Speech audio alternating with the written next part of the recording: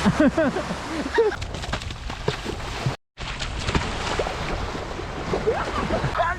ka muna para di ka mano. Kung tinitingnan ko yung mga video, parang ang dali lang. Ang dali lang, no? Pero pag actual na, Grabe. ang hirap. Kailangan pala ng stamina talaga. Stamina.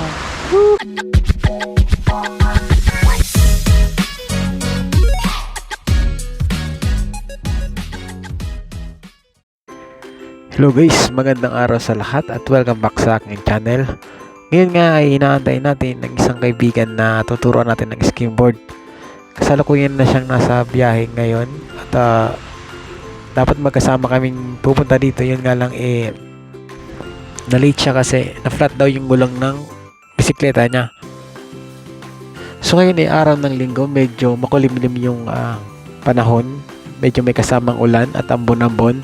So habang inaantay natin yung tuturuan natin maglaro ng skimboard. So yan nasa likod ko, yan yung tinatawag na pine tree. So marami yan dito sa Japan. So kaya nga pala ako naka-face mask kasi yung nasa likod kong pine tree yan, isa yan sa dahilan kung bakit ako hatching ng hatching, no? Kasi meron akong allergy sa pollen, no?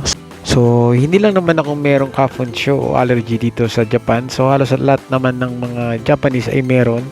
Kahit mga kakilala kong Pilipina dito sa Japan ay meron din mga kafuncho, no? Then kaya ikaw kung baguhan ka dito sa Japan at hatching ka ng hatching, makati yung lalamunan at ng ilong mo. So may sipong ka, mindok sa iyo sa trabaho, no? So ang hirap niyan. So ibig sabihin niyan, isa ka rin sa merong kafuncho. So kailangan mo mag-face mask palagi, no? At kung maaari, bumili ka ng gamot. May nabibili naman ng gamot yan. Ito na yung inaantay ko, si Rowel. Kamusta yung biyahe mo?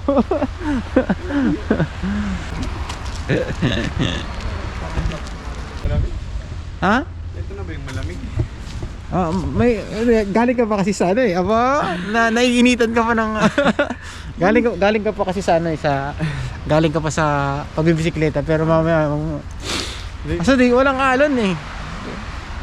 Pwede ka naman, gusto mo maglaro, pwede ka naman maglaro. Ilang taon ka na hindi, dati ka na naglalaro ng skimboard? Hindi, ano lang. Hindi, surfing ba mahilig Ano lang, yan? yung parang nung bata pa kami. Ng bata.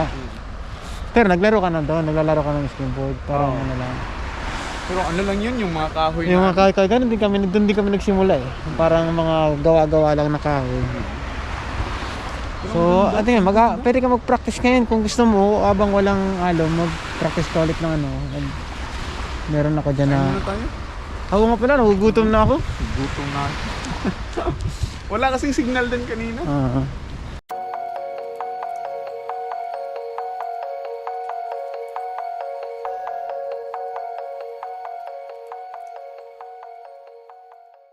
Ito din. Oo. Guys, ayan na siya.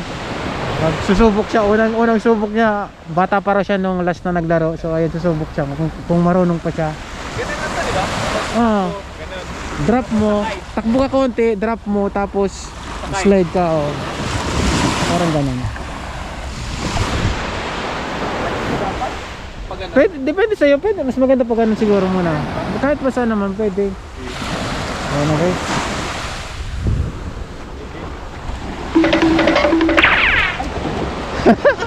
Sige lang. Ganun talaga nag-aaral. Ano ka dyan? Bago yan. Tumba yan.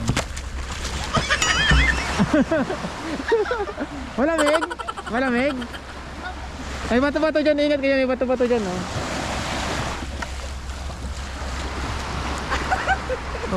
Lamig, no? So guys, ang nipis ng suot niya. Oh. Pero wala eh. Okay lang daw eh. Lalamigin mo mamaya. Sige, practice ka lang. Yan, very good, yan. Ay, di ko na videoan. Alam mo.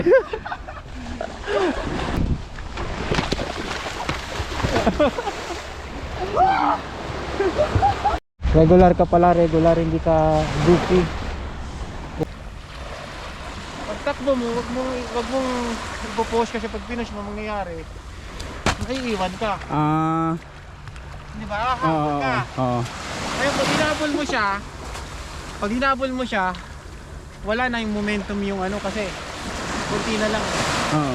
Pag tumatakbo ka naman, ilapag mo lang, bitawan mo lang. Oo. Pusa yan na ano eh. Oo.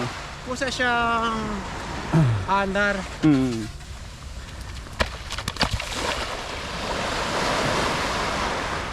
Ganon. Sige, sige, sige. Matry ko nga. Ah. Alright, ikaw naman. Dali lang yan.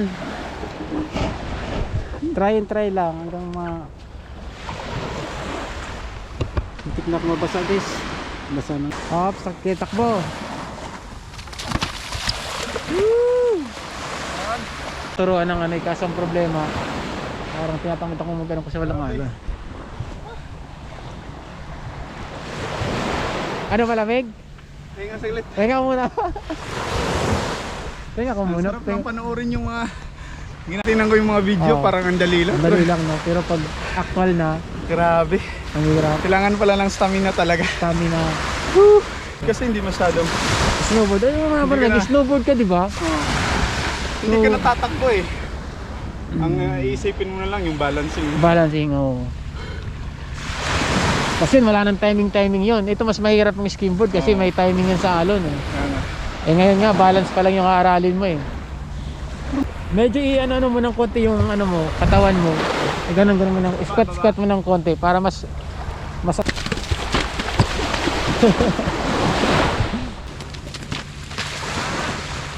Medyo iba pa, tama yun.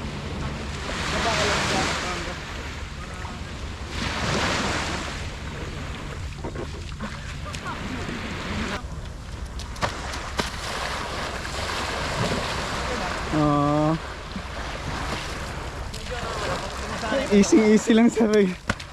Ah.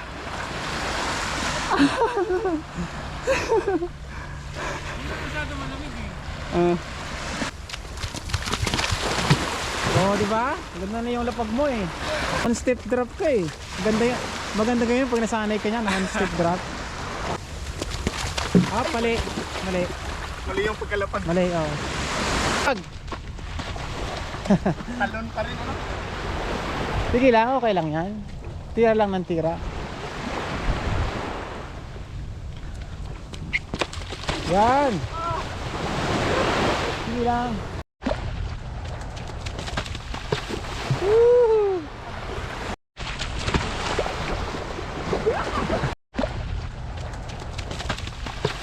Woo!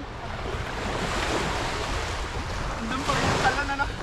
Di, ganun, minsan talaga may, kahit kami marunong na. Teka ka muna para di ka mano. After 20 minutes ng pag-aaral ng skimboard ni Roel, so nagdesisyon siya na magpalitan ng damit, magbihis na kasi medyo nilalamig na siya kasi sobrang nipis lang naman ng pinirang po sa kanyang wetsuit, no? At medyo umuulan na rin ng konti, so tinanong ko siya kung kumusta naman yung paglalaro ng kanyang pag-aaral niya ng skimboard. Ang sabi niya na may nag-enjoy naman daw siya, yun nga lang medyo nanibago siya kasi bata para siya nung last na naglalaro ng skimboard at syempre yung katawan niya medyo naninigas daw, kaya ayun, so babawi daw siya sa susunod kapag maganda yung panahon, babawi siya sa seryosohin niya yung pag-aaral ng skimboard. So ayun, hopefully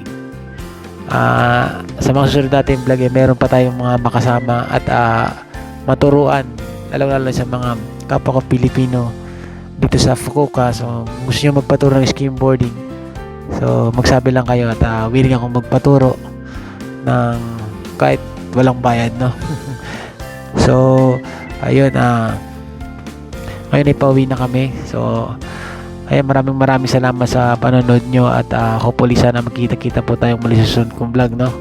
So sana nag-enjoy kayo. So ja matane, bye bye.